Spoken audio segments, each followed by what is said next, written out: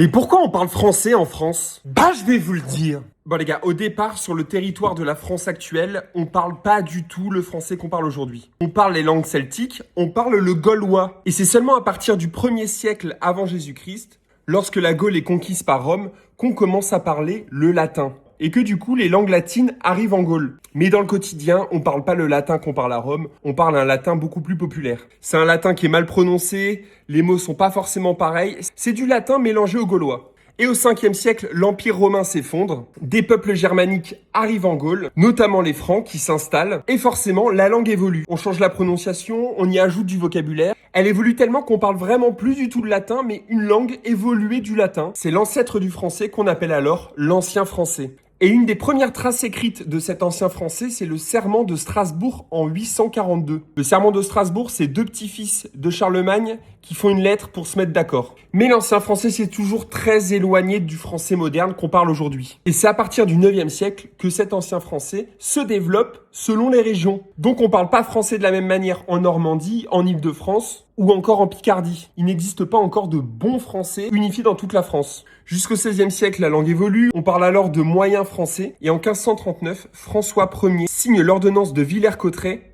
et impose que les actes officiels soient rédigés en langue maternelle français. Et plus en latin. C'est la première fois qu'il y a un type qui dit « Les gars, maintenant, on va parler français ». Au XVIIe siècle, dans la cour du roi, tu parles français, c'est la classe. C'est que vraiment, t'es bien éduqué, que tu es bourgeois ou que tu fais partie en tout cas de l'élite européenne.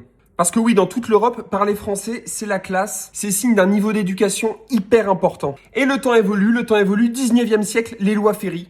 L'école devient obligatoire. Et dans les années 1880, on parle encore le patois dans certaines régions, comme le breton, l'occitan, le basque, l'alsacien et le corse. J'en passe et j'en passe et j'en passe. Avec les lois Ferry, on impose le français à l'école. Le français standard. Et en quelques générations, le français devient alors la langue officielle de la France. Les nouvelles générations parlent toutes le même français.